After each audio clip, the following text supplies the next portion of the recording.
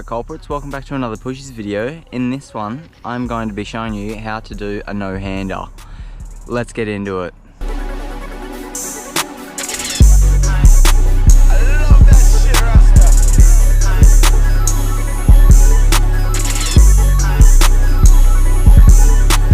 Alright, so first things first, you got to get comfortable with getting at least one hand off the bar.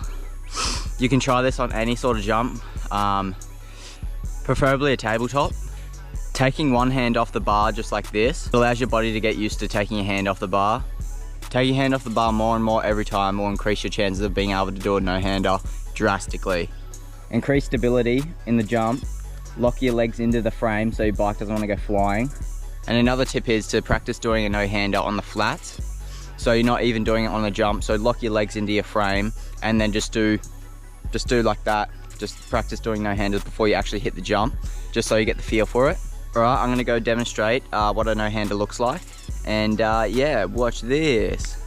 Walking back up the trail, making sure no culprits are going to clean me up. Bonus section. I also had a bit of a hugie yesterday, so my pinky and knuckle was a bit folded. I thought I broke it. Absolutely just slammed it and wedged it into a tree. Wasn't ideal, but you know, we keep trotting.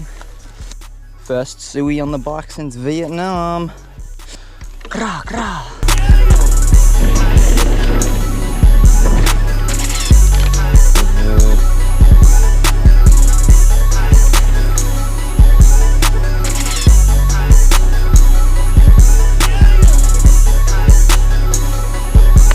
Alright, and that was how to do a no-hander on your mountain bike.